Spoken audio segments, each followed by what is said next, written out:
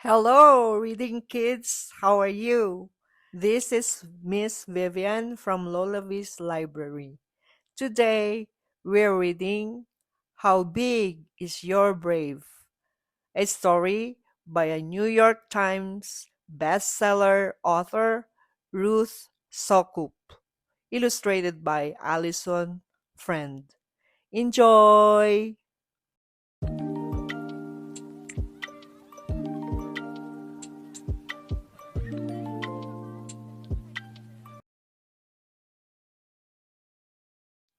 Zippy flopped back and looked up at the stars and the deep, dark sky.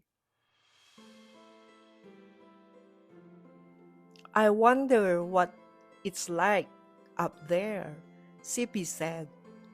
If I had just one wish, it would be to hop in a rocket and blast off for outer space. Vroom! Not me, said her brother Gus. I could never go so far from my garden. But when you blast off, I'll cheer you on. The next day, as Zippy and Gus went into town, they passed by a crowd gathered around a sign. Space Camp. Launch your own rocket ship. Win ribbons for best in space. Zippy's heart soared. Oh, that would be fun, she said. Sign up, Gus urged. Zippy shook her ears. No, no, no, no, no, she said. Look at all those big critters. I can't compete with them. Going to space is your big dream, Gus said. Wouldn't space camp be a good step? Like planting the first seed in a garden? Maybe, Zippy said, but it looks way too scary. Back home, Zippy couldn't stop thinking about space camp. She really wanted to go, but when she thought of those big, smart-looking critters signing up, her whiskers shook. Would they laugh at her? Would they think a little bunny had no business aiming for the stars? Zippy looked up. The first stars were just beginning to shine in the wide sky. Oh, how she wished to someday soar near them. Suddenly, Zippy remembered something her grandma used to say, that your why must be bigger than your fear. She stood up and brushed the dirt from her paws. She'd made her decision.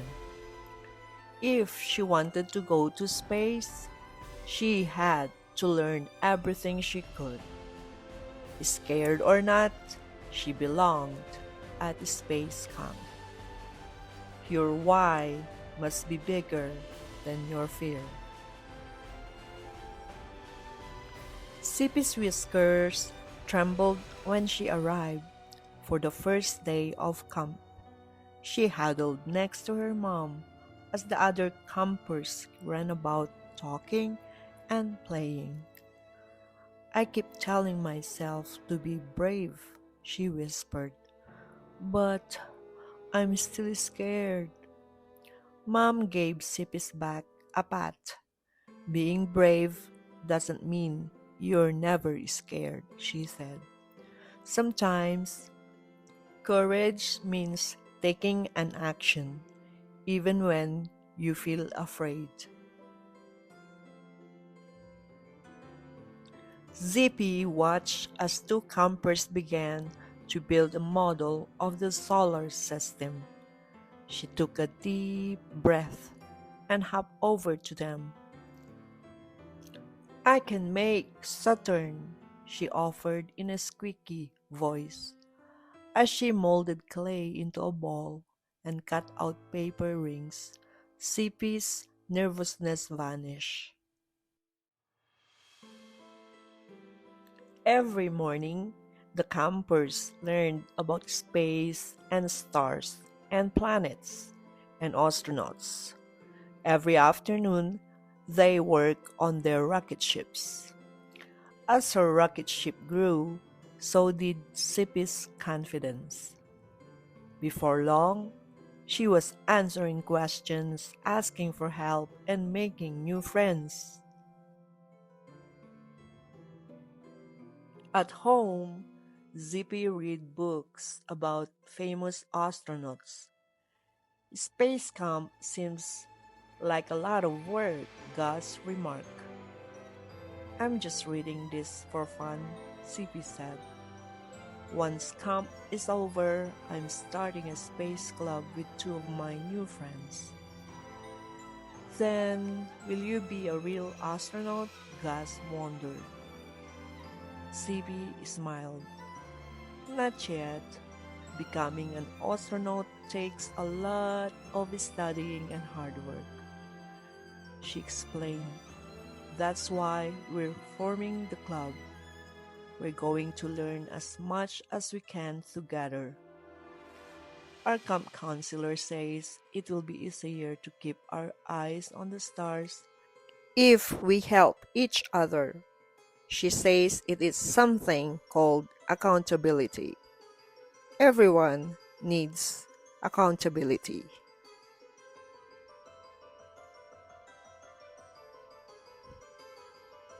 After space camp, Zippy carried her rocket ship home to show Gus.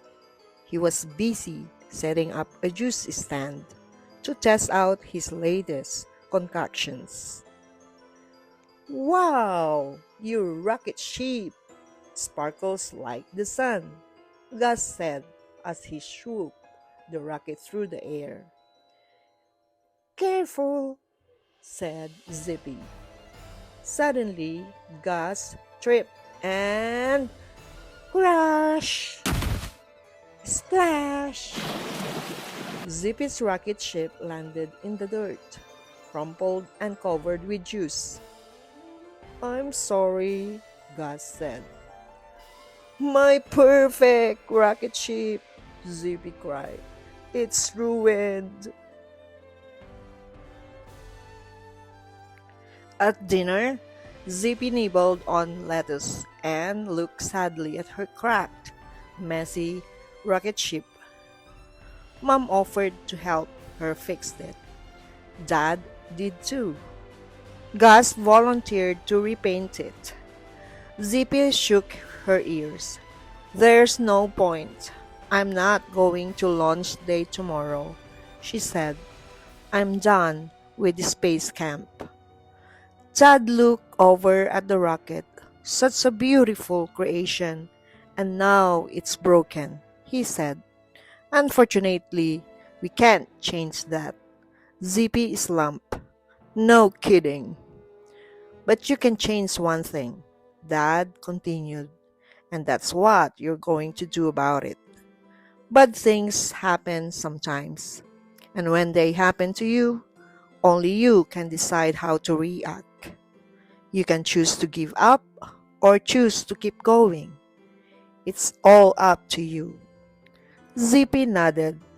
She knew what she had to do. Zippy curled up in her room next to her books. She looked at all the pictures of astronauts who came before her. I guess they didn't give up easily, so I won't either, she thought. Time to get to work. The only thing you can control is you. Zippy found some thick paper and created new fins for her rocket ship.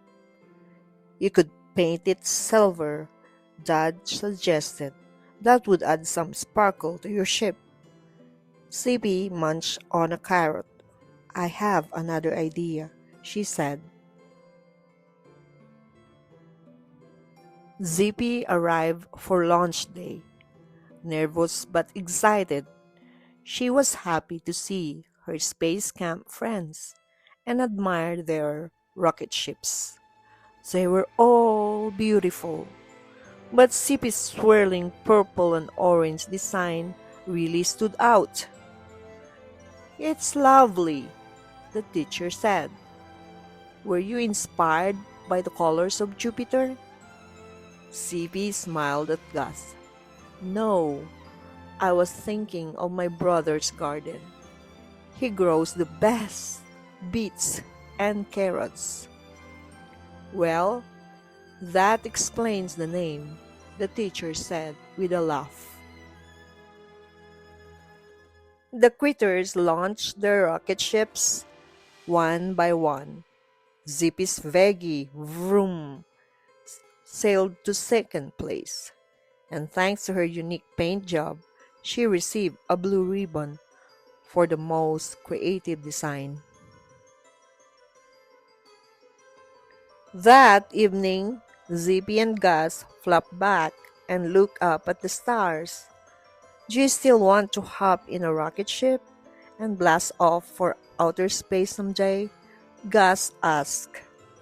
"More than ever," Zippy said. "I wish you would come with me." "Only if the rocket ship has a garden," Gus said. "Great idea," said Zippy. "Astronauts need lots of food in space." How big is your brave? The end.